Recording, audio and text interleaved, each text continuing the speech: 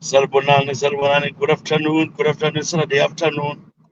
You know, with kuleli page siyazama ukusizana njengomphakathi, sizama ukusizana njengesizwe.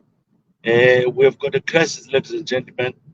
The lady you are seeing there, USindisiwe Ndabaningi Dube, she's live from Nigeria. Usisi umZimbabwean wasekhaya. She has been chucked out of her place, and now she's so desperate and living in the street. Sandisiwe kunjani labantwana? Siyancenga futhi siyancenga ukuhlupheka kuphela. Yeah, awusitshele ngestory sakho mama, uhamba njani? Okay, mina ngisuke eSouth Africa ngo-2019 during that xenophobic attack that took place in 2019. Ngezalana eNigeria nobaba abantwana nabantwana bami bobabili. Masifika lana after 9 days ubabazala washona. Uthe ukushoneni kababazala ubaba kwami yena ubengakwazi ukuthi wa-adoptwa. So ke kuthe masokufika bekungu-2020 ngoNovember lapho sokumele ukuthi kuchithwe impahla zikababazala. Yikho lapho athola khona iqiniso masebemtshela ukuthi yena akasowalapha efamilini. Impilo yangathi iba nzima but we able again ukuthi sikwazi ukuzimela. Saqala i-computer center sizama ukuseva imali ukuthi sibuyele eSouth Africa. But ngasuke ngashayiswa yimoto khona lapho ke izinto wangathi nje awusahambi kahle. But ngaya ngaphola ngiyaqhuka manje but sengisiba ngcono. So kuthe emva kwalapho ke saqala ukubeka imali sifuna ukuthi sibuyele ba-applyela ama-passport ubaba kwami nabantwana aphuma ama-passport. Sahlangana nomunye umama owasi-introducer nomkhwenyana wakhe indoda yomntanakhe. So kuthe kunjalo lo bhuti wathi khona kudala esizwa izinto ezinhle ngobaba kwami is a pastor. He was even a pastor back in South Africa. So kuthe kunjalo ke lo bhuti wathi uzosincedisa masize eLagos cause thina we based eDelta State. Sasuka ke eDelta State lapho baba kwamadayisa khona i-business yakhe i-computer center. We had about 2.7 million sisuka eDelta State sezalana eLagos. Lo baba he's somehow a politician, he's a well-known person. He kept us in his house. Bakwazi ukuthi bayo-applyela ama-visa wabo. Wathi khona ubaba kwami akabhadalele ama-visa yena uzobhadalela ama-tickets. So kuthe kunjalo ubaba kwami wathi ucheckile yena ku-internet ticket i-visa eSouth Africa is 10,000. Wathi yena whenever he's going to South Africa he has guys that he uses often abayibo ngama-agents wakhe. So kuthe kunjalo labo bantu bathi ubaba kwami akalethe 1.7. So baba umkhwenyana wathi khona i-too much le mali, so they ended up settling on i-1.5. Wabhadala 1.5 million. Ama-visa akhona babethe in less than 3 to 5 days i-visa izobe iphumile. We waited endlini yalo baba for it was 3 months 6 days lapho baba kwamathola khona i-call from the South African embassy bethi khona makeze alethe ama-passports wabo oyi-3. Thina sacabanga ukuthi ama-visa wonke aphumile but only to find out later ukuthi kuphume ama-visa abantwana kuphela. Yena abazange bamnikeza i-visa because last time uthe ephuma eSouth Africa he had already overstayed ngoba ubesebenzisa i-pastoral permit eSouth Africa. So ubaba lo wasethi okay, so what next now can we do?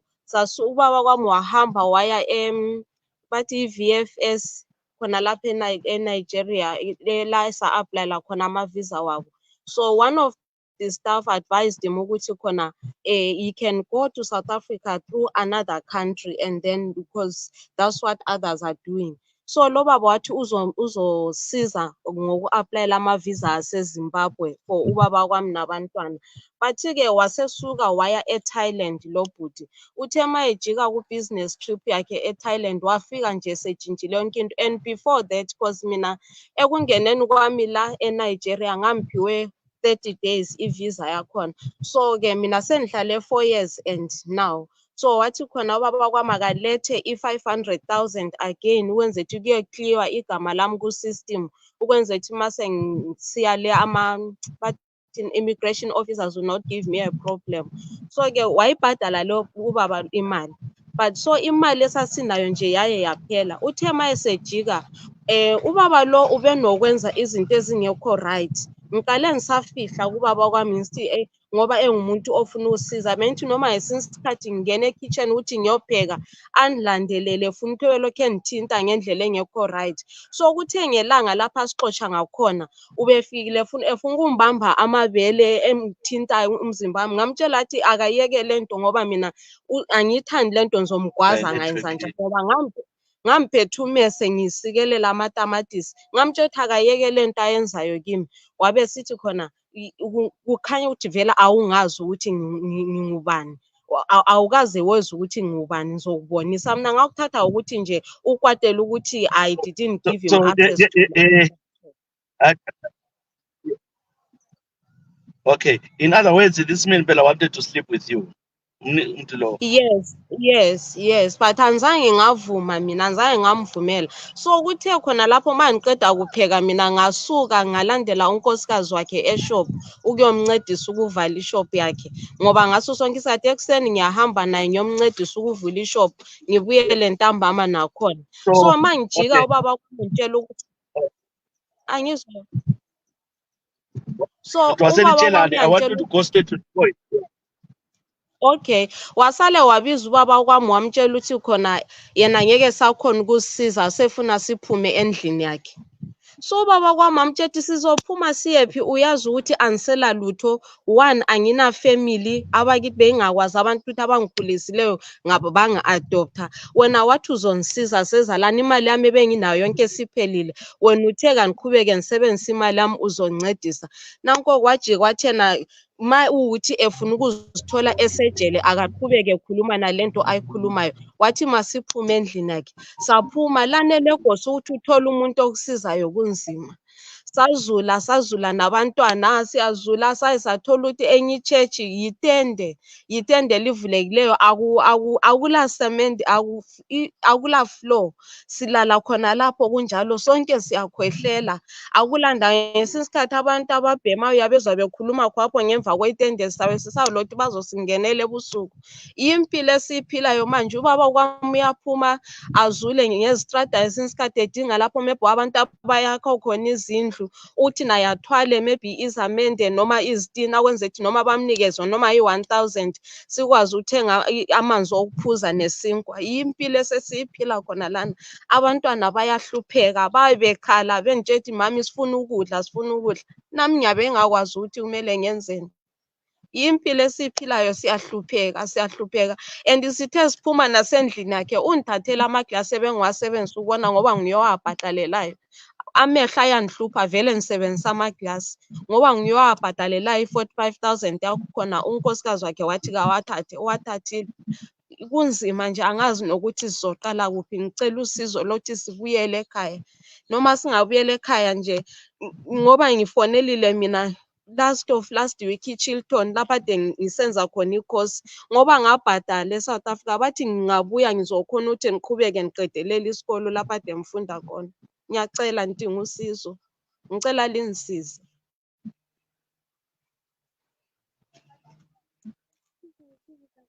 Wena useLagos okwamanje? Yebo bhuti, siseLagos. Yibo abantwana labo babili labo labo? Yebo, yibo abantu abami labo. So kade ulala wena exactly, where are you? Okay, kunendawo abayibiza ngokuthi Ogombo, like is far from the city, yikho la esikhona. Bayibiza nge-Ogombo. Wena the problem again, your passport is expired phela wena. Yebo, i-passport yami i-expire ngoSeptember. Ngafonela i-embassy yaseZimbabwe eNorth e-Abuja, but ngabatshela ukuthi ngidinga ithi i-passport yami se-expire. Bathi mangize ne-birth certificate yami ne-ID bazonikeza i-ETD noma ngi-aplayele i-passport. Ngabachazela ukuthi khona angizange ngabuya ne-ID ne-birth certificate konke kwasala eSouth Africa. Bathi khona okay kulungile-ke mangize nama-photographs ayi-2 ama-passport photographs ayi-2 ne-81,150 ne-passport yona le expireyo bathi it will not take time, in less than 30 minutes I will have my ETD. But kodwa ukuhluphayo ukuthi wena usela mali abantwana laba ama-passport anga. Ama-passport abakhona akhona e-church la esilala khona. Ngangapha ama-passport lawo ngawe South Africa ngawe Nigeria. Ngawe-Nigeria baba. So indoda yakho nizavuma ukuthi uphume labantwana. Angizwa futhi. Ngithi indoda yakho izavuma ukuthi uhambe labantwana. Yebo uzavuma bhuti akanankinga, yena okufunayo ukuthi at least siyophila impilo engcono naye uzobona ukuthi uzoyenza njani ukuthi laye alandele. Izinto uzozama njengendoda ukuthi athole imali asilandele ngemva kwesikhathi. Okay. So uselokuzeni wena ufunani tshela abantu ukuthi ucelani kakhulu isizwe nxa ungaba lathi ukuncedisa abangaba le-heart enhlizweni zabo bakusize ukuthi maybe mhlawumbe bakuthele leyo matiketi ugade labantwana ukuthi uhambe ngekhaya lawo ngoba isikhathi eningi liyahambe ezindaweni lingazile ukuthi phambili kunjani.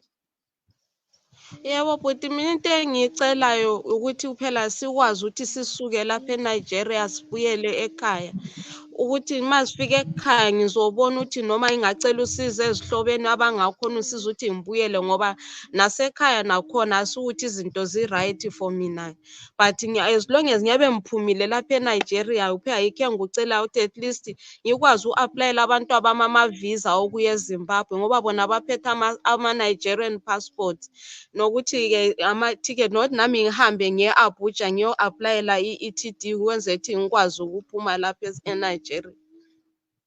Okay, sizafaka inamba yakho lapha abantu bakucontact, maybe you can find people with good heart abangazama ukuncedisa. I know a lady uZinhle Kim Dube, Dube Zinhle, please get in touch la useLagos maybe and help our sister. Siyacela Zinhle Kim Dube, if you're watching, please get in touch with me. Zanguhlanza lo sister. Anyone who's in Nigeria, anyone who's in Lagos, please amalenga abantwana balala phandle and balala ebhuqwini ethulini. This lady was not well. That's how I couldn't even do the interview. She was sick, ne-dust liyalala kuyo. Please siyacela anyone who's willing, please loba ngapha umhlaba ungamthumela with the Western Union. Sake sabe somnisi from Nigeria. I know people won't let us down bengazama ukuthi bamncedise usisi ke abuye ke ekhaya. Umuntu wakithi lo, we can't betray or sithi wawukhombeleni la wesethandweni. So abantu bayakhomba bahambe lapha bafuna khona. So like the choice but engawazi ukuzaba nje. So siyacela bakwethu ukuthi anyone who can assist here, wherever you are, please assist this lady. Akuplide labantu futhi ucele futhi ukhume lama numbers akho ukuthi bakufonele nga. Nxa umuntu efoneza ukuboleka bakufonele. Yebo ngiyacela bayithi lingisize, inamba yami ngu-0808 472 6475 0808 472 6475. Ngicela lingisize bayithi sengihluphekile nabantwana, ngicela lingisize. I-code yakhona njengo-plus bani, qasa le code plus 234. Okay, plus 234 plus 234 808. Yes, plus 234 808 472 6475.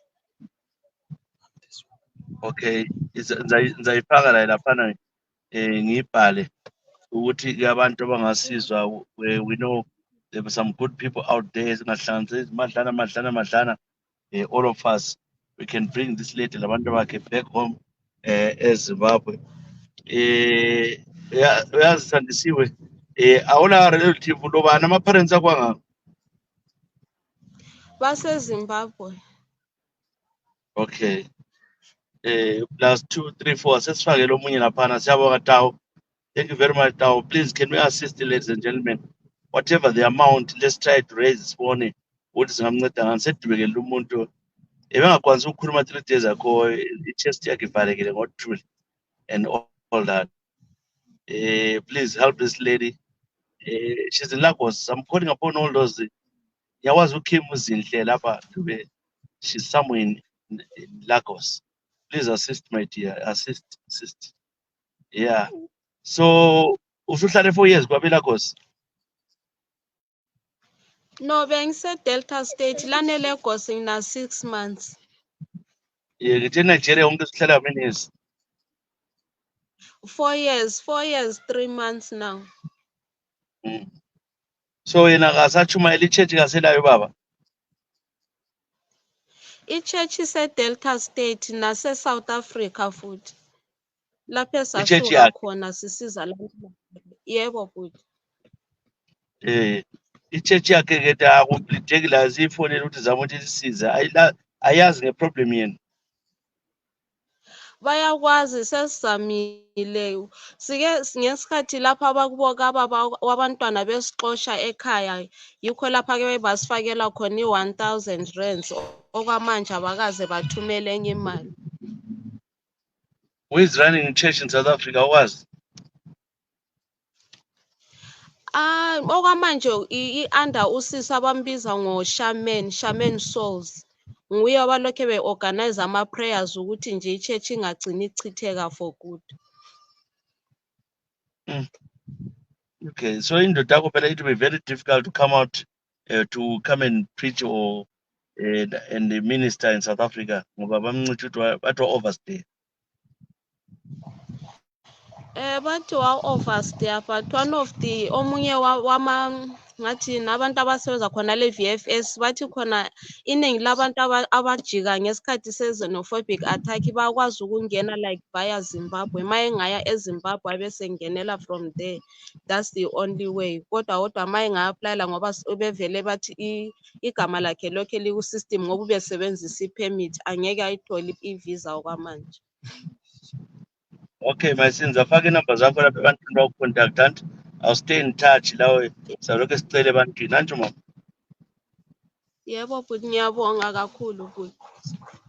Try to be strong for abantwana. Yebo futhi. Okay. Selisiye ekhaya elanga kusakhanya. Anti uthe ukuyahamba komnyama anti lapho buye emagross. Yebuyela ke khona le endlini e-church.